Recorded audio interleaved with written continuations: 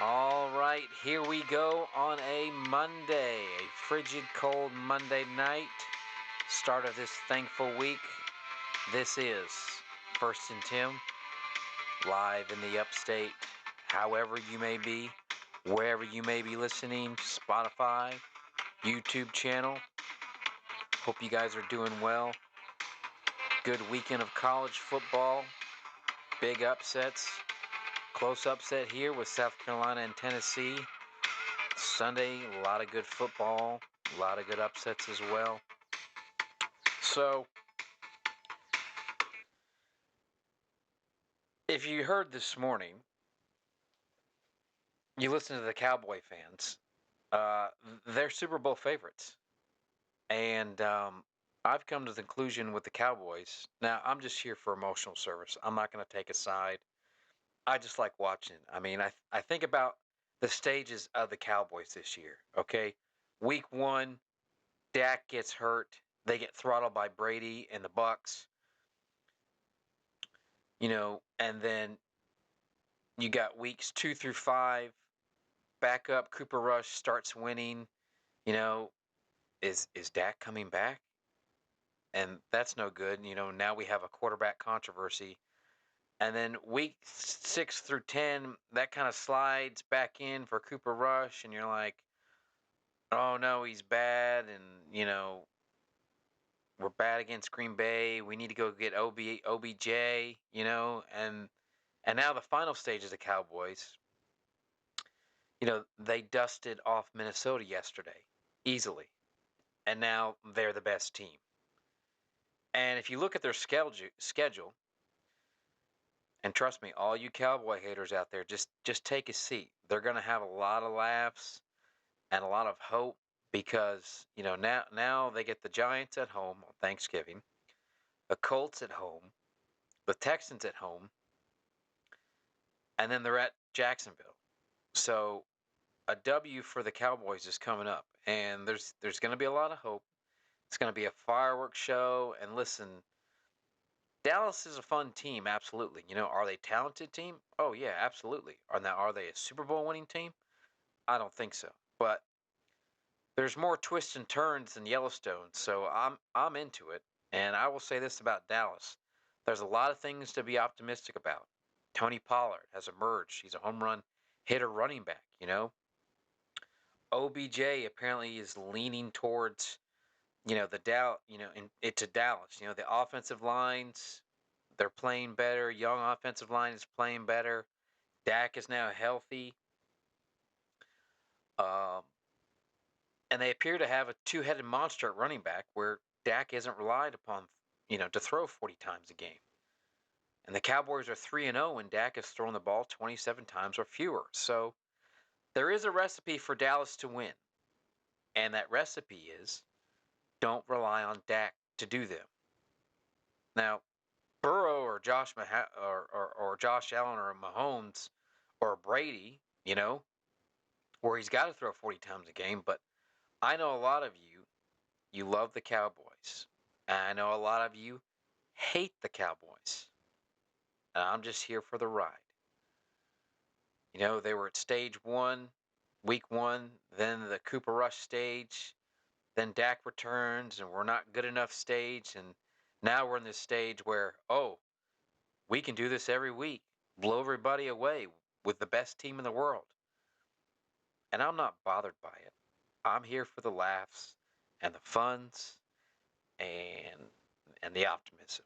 And here's Jerry Jones after the win. Do you see this team as being one of the teams that's in it for a championship, or how do you look at this team as you see this? Resounding yes. Yes. Unequivocally yes. I think we've had adversity. We very easily could have some more adversity. But if we can get in there healthy and still have games like the last two we just had on the road.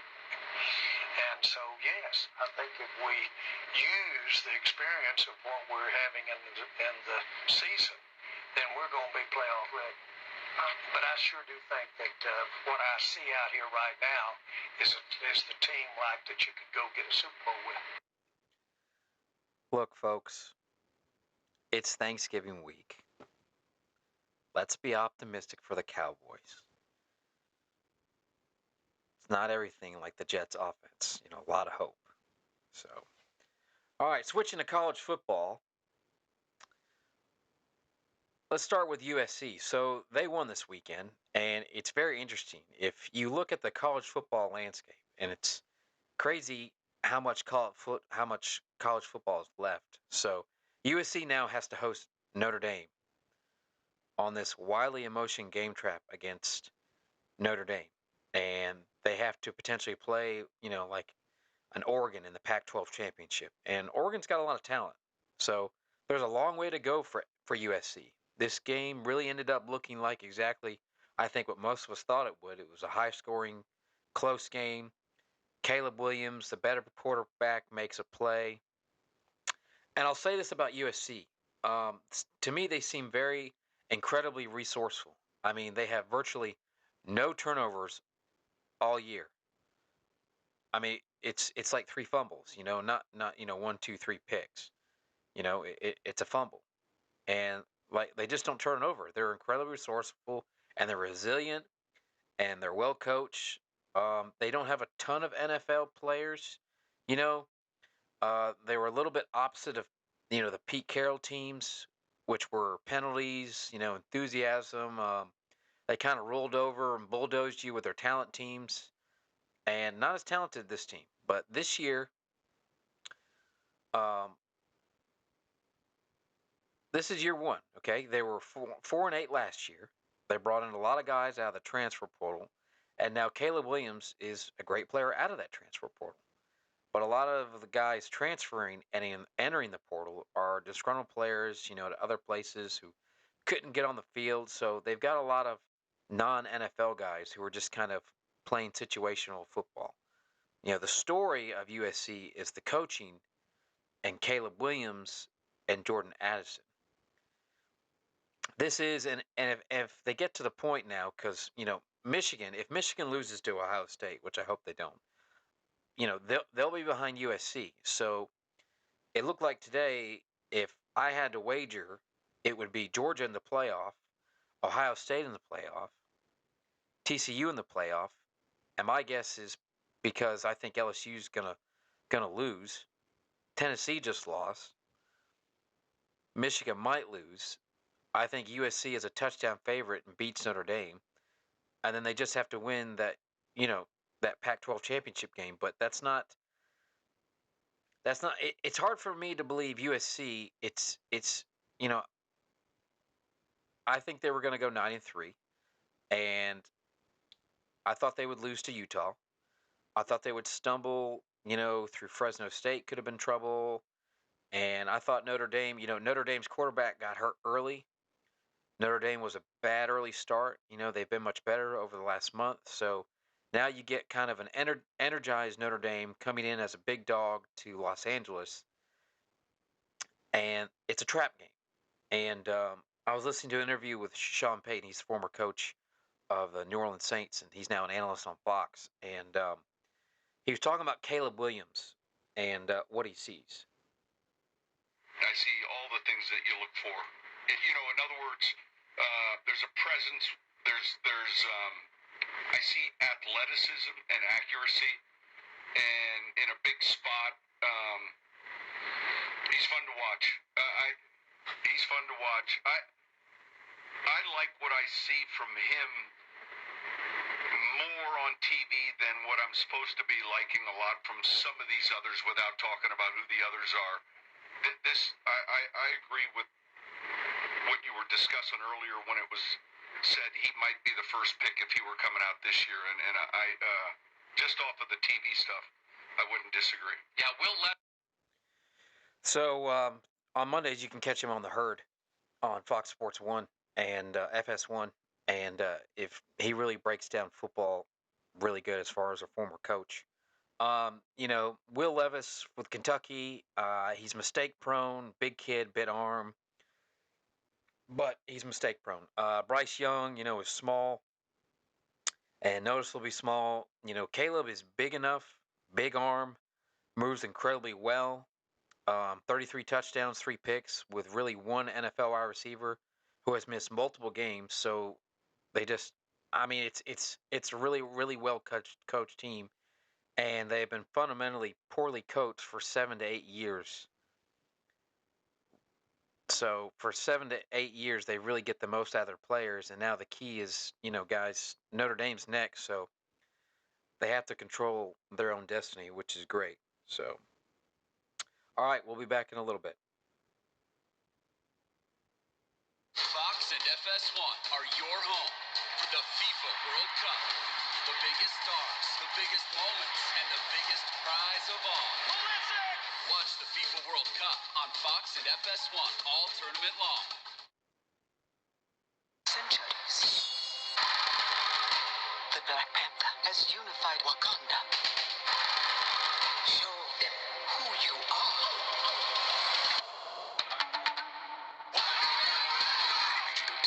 Better not pout over these Black Friday and Cyber Monday deals. If there's a good deal, I'll get it. 7 News consumer anchor Diane Lee is here to help. Stores are giving extra savings. Breaking down must-buy items and why shopping in-store could save more money. Tonight at 11 on 7 News.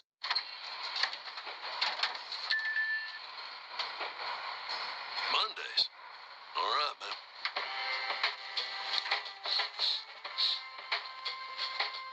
Fresh donuts. Thanks, man. You got some coffee? Welcome back. You're listening to Hammering Down Your Purpose. We've got a caller on the line. Everything's different now that Walmart's made Black Friday on Mondays. And Walmart Plus members can shop online 7 hours early. 7 hours early. Watch your cornhole!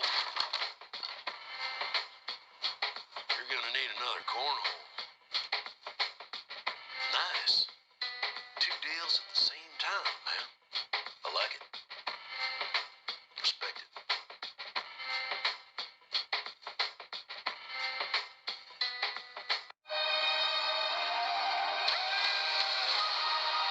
Tonight, the final trailer. Avatar, The Way of Water. During Monday Night Football, only on ESPN.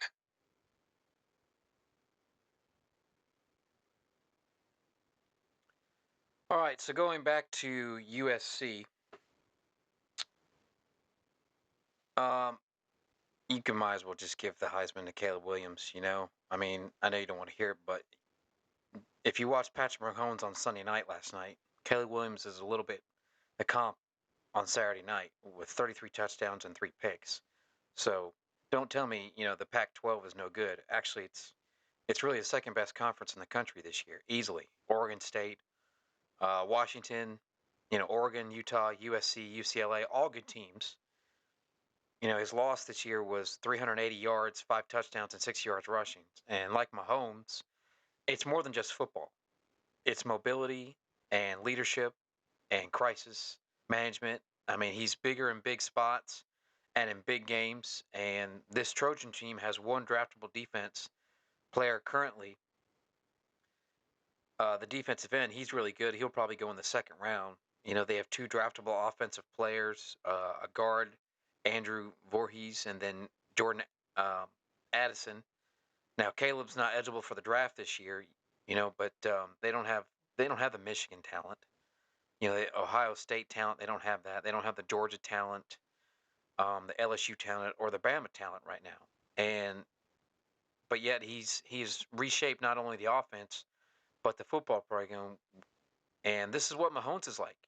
If you put Mahomes at a place with a bigger brand, I mean, go look at Mahomes highlights, and then go look at Caleb Williams highlights.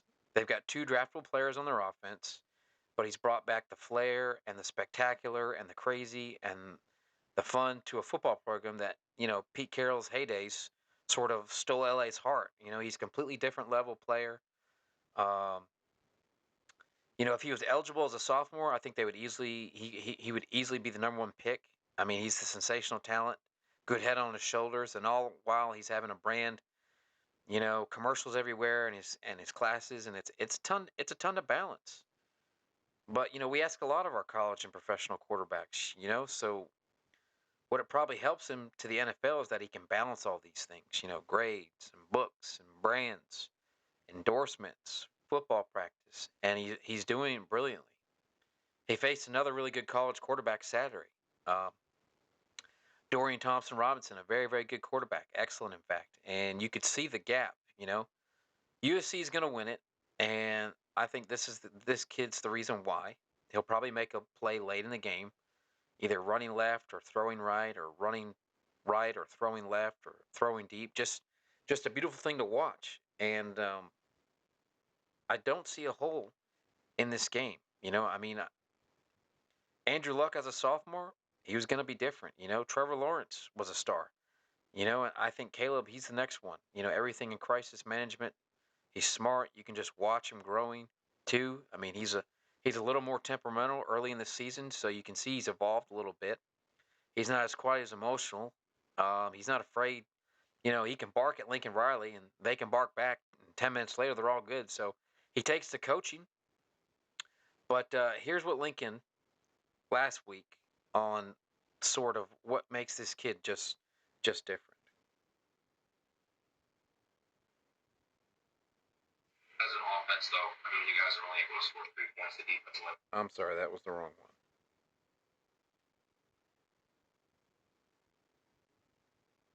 Yeah, I don't have that. Okay, well, I don't have that. So, anyways, okay, so you watch all these teams, with their rebuild programs. You got Texas, Miami, USC, a lot of these big brands, LSU. There's something that's pretty obvious. If you bring an offensive coach and you have a great quarterback play and maybe one or two really nice weapons, boy, you can win fast in college football now. You can turn it around fast. I mean, LSU and USC have turned it around really fast. And I think both eventually lose before the end of the season, and I think they're both very good. I just don't think they're great. I don't think Georgia's,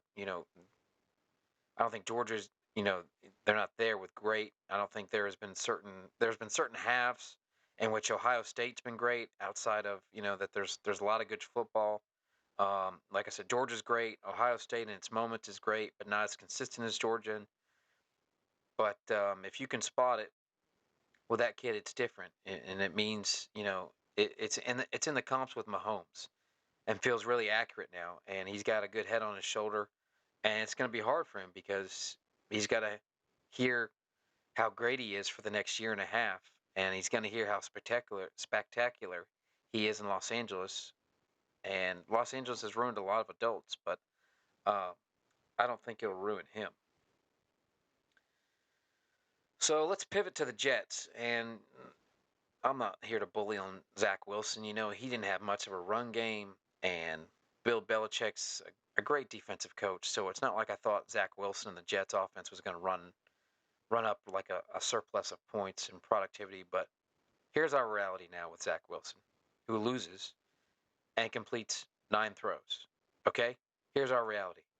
It's because of generational changes, as we discussed, over and over again with different people about football and how it's changed in high school and college, that the NFL and college are now married together. The leap is not as hard as that it is in high school.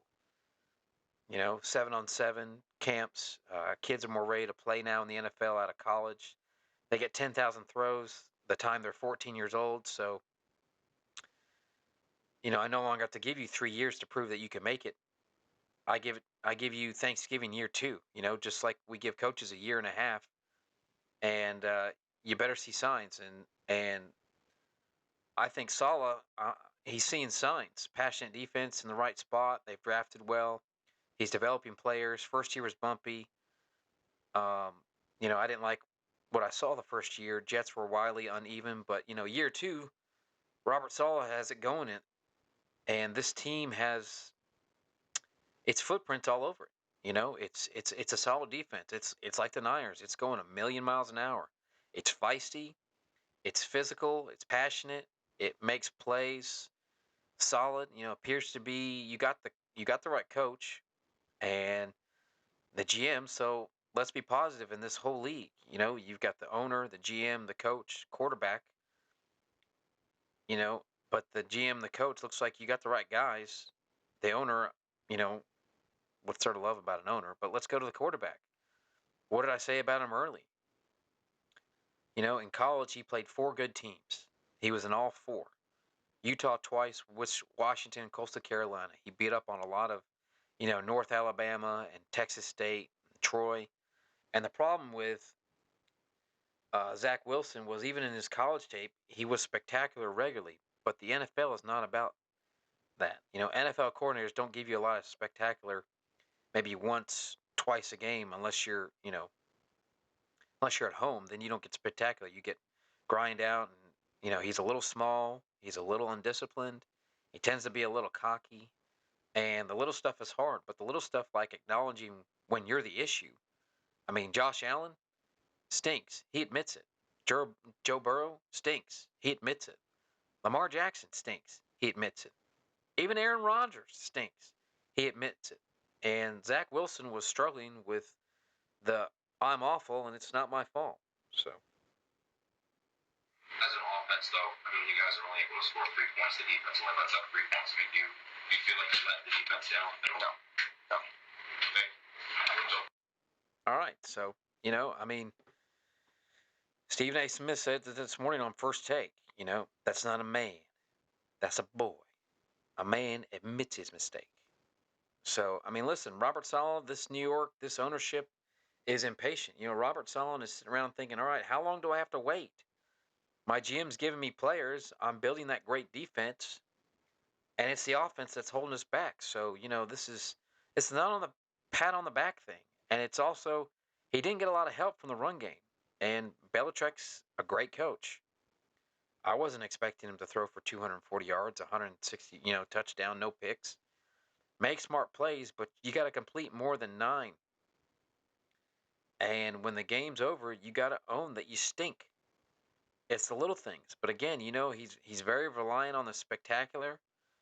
And I think you can really compare him to Johnny Manziel. I mean, yeah, Mahomes can do spectacular. So can Burrow.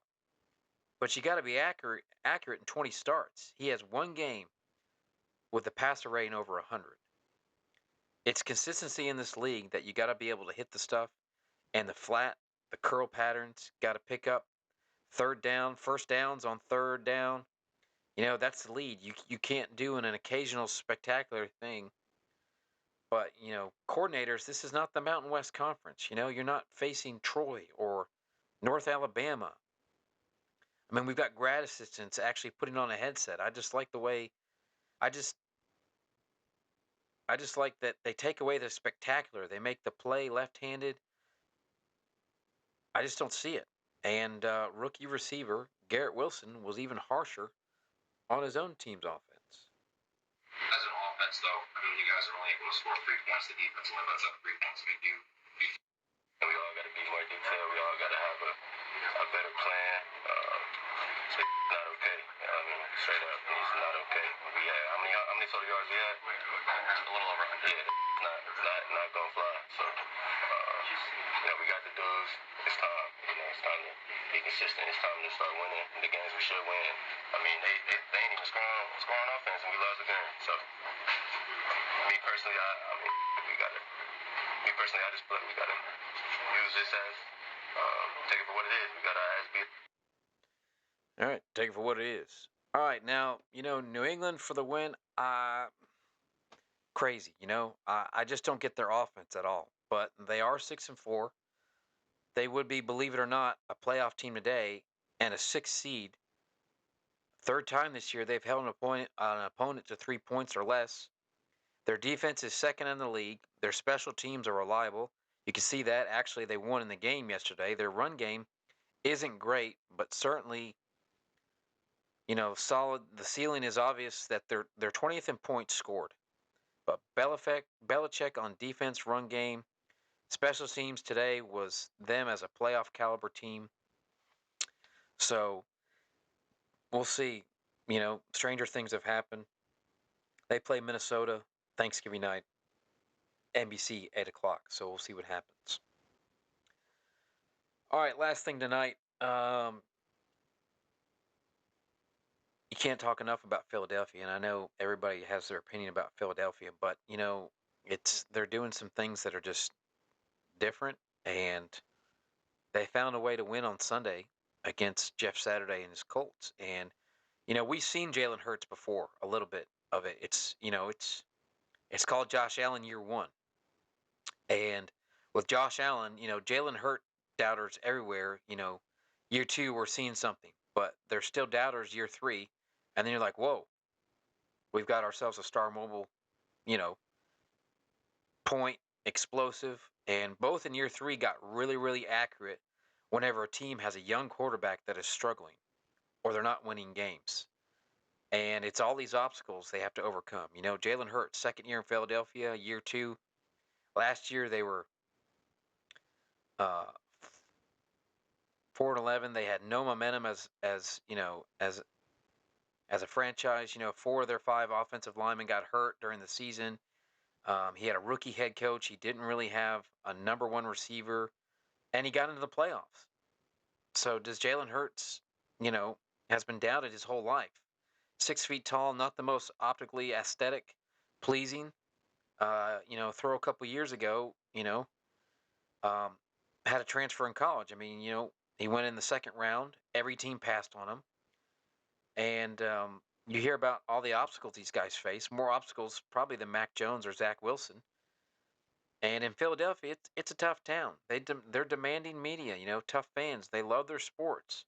They're all in. They want to hear excuses, but Jalen Hurts keeps overcoming work, and he's working harder than and nobody cares. Nobody cares about your excuses. If you got talent, you put in the work, it always succeeds. May not be on your timeline, but you will succeed. His teammates love him, the city loves him. There's a common thread with a lot of these quarterbacks that emerge as stars, and they had to work harder, and nobody cares.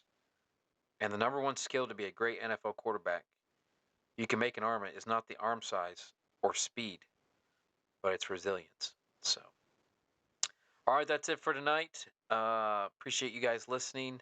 Sorry I messed up on some audio. Thought I had some audio about the USC with Lincoln Riley, but appreciate you guys listening. You got about 30 minutes till Monday Night Football. It's in Mexico City. 49ers and the Cardinals. I believe the 49ers are favored to win tonight. Remember to hit the like and subscribe button with YouTube, and you can add me on the Spotify with your list. So, guys, have a good night. This is First and Tim.